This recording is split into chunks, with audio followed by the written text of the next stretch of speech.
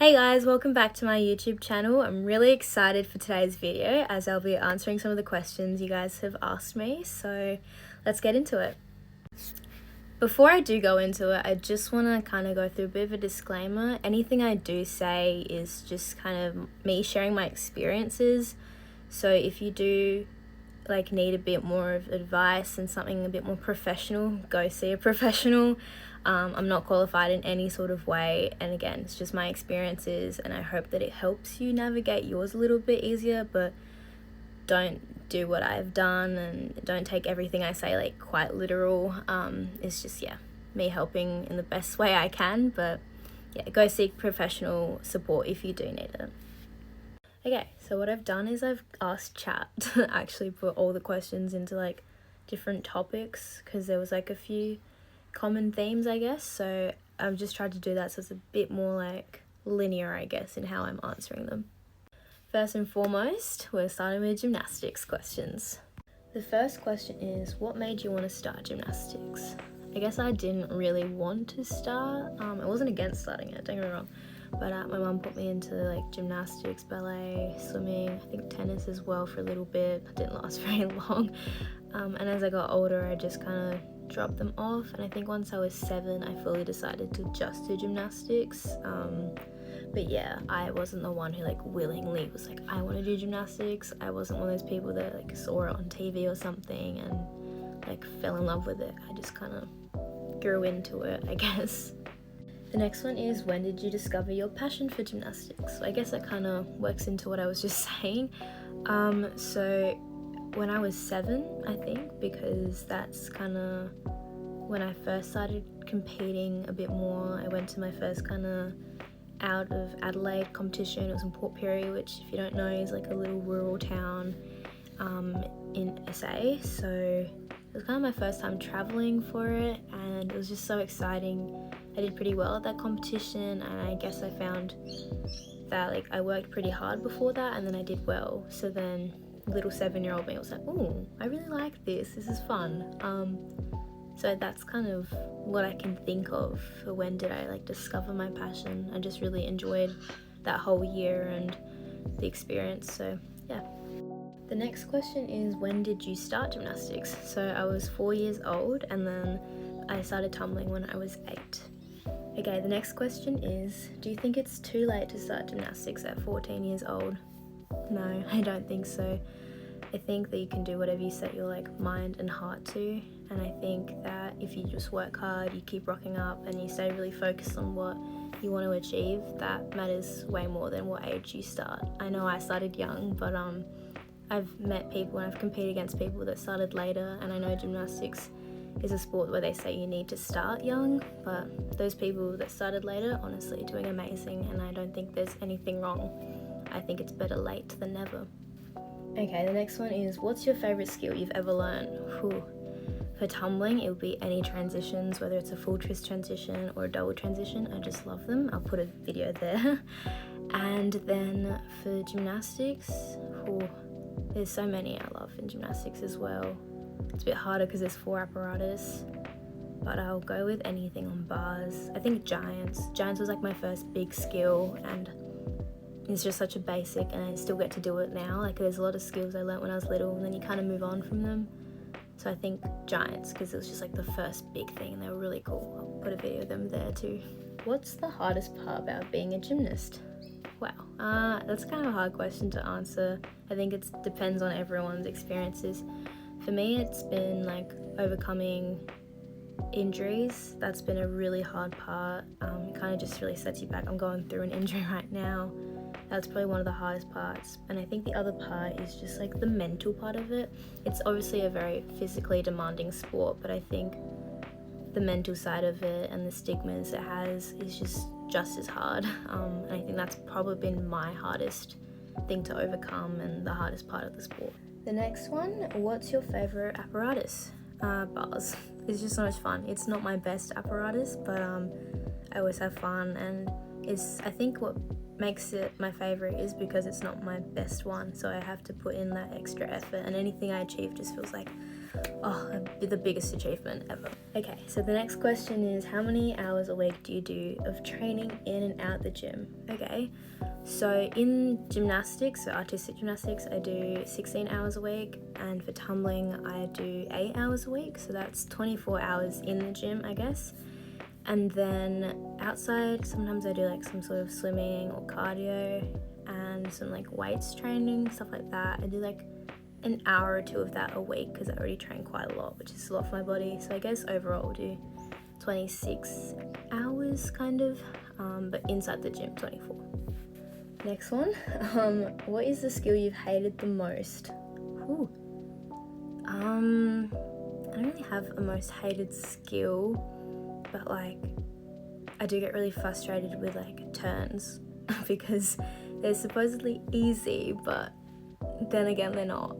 Like, if you're a gymnast, you know what I'm talking about, especially on beam, they're just a struggle. But they're still really fun. I wouldn't say I hate them, but if I had to think of the skills that I don't like the most, it'd probably be them. This next one is, how many leotards do you have? I'd have to go count because I genuinely don't know, but I know that it'd be over 150, which is a lot.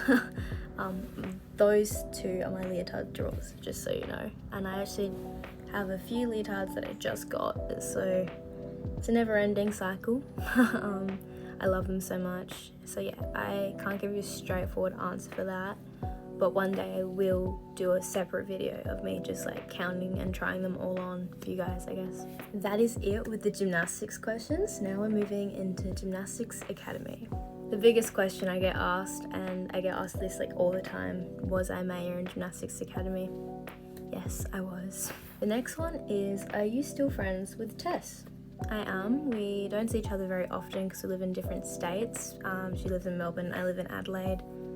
But we keep in contact through social media and messages from time to time, so I'd say we're still friends. And the final question with Gymnastics Academy is, how long did it take to film? I think it took about 4 months, so it's about a third of a year, which is a pretty big chunk. Yeah, we filmed from mid-September, I think, to the end of the year pretty much, so it's a long time. But it was a lot of fun. I really enjoyed the experience. These next questions don't really have a specific theme. They're all just like kind of learn about me. So yeah, we'll get into those now. Okay, so the first question is, what do you do when you're not at training? I do quite a few things, I guess. I spend a lot of time with my friends and family. I think that's really important. A bit of a social life outside. I do uni, of course. I love anything creative, so I like to draw and paint. I love music, absolutely obsessed with music, so I usually listen to it. I play classical guitar, so I do that quite often. I love to binge watch TV shows, let's be real. I'm literally up to watch anything, but I guess my favourite ones would be like Grey's Anatomy, Gossip Girl. Just, yeah, I don't know, I love TV. It sounds really bad, it sounds like I'm just sitting in front of a screen when I'm not training, but it's just one of my favourite ways to kind of wind down and forget how busy I am. So I kind of think that that's the main things I do when I'm not at training. So the next one is, what's your favourite snack? I don't know if it counts as a snack because you can't really have it on the go, but chocolate covered strawberries, they taste amazing. But if that doesn't count, I really, love some freshly chopped carrots and cucumbers with hummus. They're really good. I don't know why, they're just, every time, especially in summer, oh, amazing. Okay, so the next question is, what's your favourite song at the moment? That's hard. My favourite artist is Tate McRae, but I don't really know what my favourite song is. I will go with The Cure by Olivia Rodrigo. It just came out a couple weeks ago, I think, maybe a couple days ago, I don't know, and her new album's coming out soon, so I feel like that's probably why, but yeah, I think that's a really good song, and yeah, that's my favourite at the moment. What's one piece of advice you'd give your younger self? Ooh, getting into the deep questions. I don't know, far out.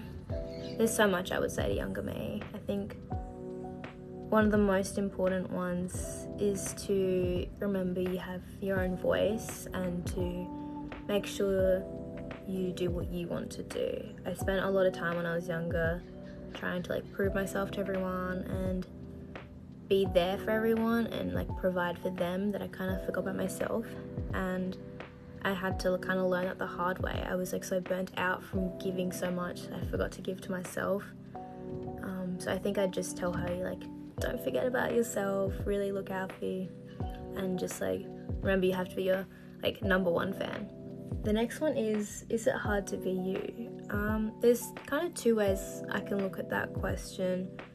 One, just because of how busy I am and like, I don't know, just because of that. Or two, like, I guess because of my like small presence online. I wouldn't say I have a big presence yet. But I guess in both contexts, no. I think it's much easier to be yourself than to pretend to be someone else, especially when I think in this day and age, at some point in your life you try to like fit into a specific crowd and you change the things you love and you change your interests and you try to fit in. That's just so much harder and it's more tiring, so I think it's always easier to be yourself. So I'll just say no, it's not hard to be me, I guess. How do you handle your expectations and goals versus your family and friends? Well, with my family, the only expectations they really have for me is to enjoy what I do and to always give my 100%. They don't really expect anything other than that. And the only like thing I can think of is sometimes it is a little bit hard because they do so much for me and sacrifice a lot. So that's kind of the only expectations. Like, I feel like I have to do really well, but I think I'm really open with both my parents. So sometimes I literally just talk to them. I'll be like, look, I feel a lot of pressure with this competition, or this skill is really troubling me, and they'll just talk me through it and remind me like, oh, well, you do it because you love it. Like that has to be it. And I don't know if I'm answering this really well, but I think I just talk it through. It's a lot easier to talk about it than keep it in, and it's still something I struggle with. It's not easy. But yeah, I think that's how I manage them, and just reminding myself why I do what I do, and that's kind of the best way to navigate them.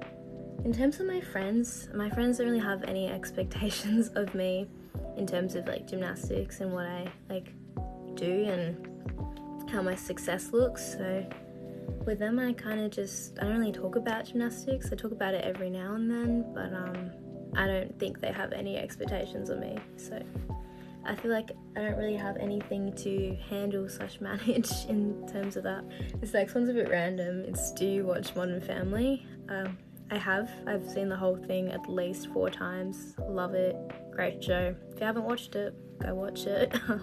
Like I said, I love to do some binge watching, so I do watch Modern Family.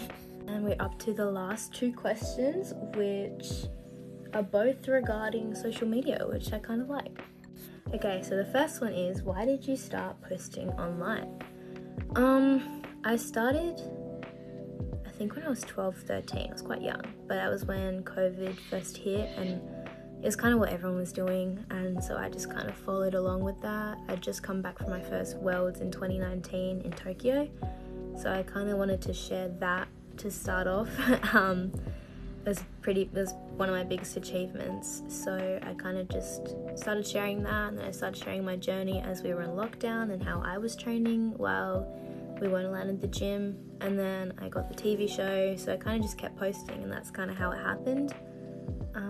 So yeah, I didn't really want to be like, oh, I want to be like Instagram famous. That's not why I started, but yeah, that's, I guess, the clearest answer I could give. The final question for today is, what is the most rewarding part about posting online? Which I think is a really cute question. For me, it's when parents or like kids reach out to me through their parents' accounts, or just people in general, saying that I've touched them in some kind of way and I've inspired them. That's really meaningful to me, and I'm a huge mental health advocate, and a lot of people contact me about that because I post quotes, or in my captions I always write a bit of like what I'm going through in that moment. And to me, like, you know, social media, can't really see anyone, it's just me posting, and then I don't know who's behind their screens and seeing my posts. But when people like respond to me like that and send me things like that, it kind of helps me realize, oh, there's like real people behind my posts, and like real people seeing this. So it kind of motivates me to keep going, and I really appreciate it when people tell me that. So I think that's the most rewarding part for me personally. And that is it. We're at the end of my video. Please keep commenting or DMing me about video ideas. I received quite a few Instagram DMs, and even on the question poll I put for this video, a lot of you guys sent me ideas to do as well. So keep those coming in, because it does help me think of the best content I can give you guys. And yeah, I'll see you next time. Thanks for watching.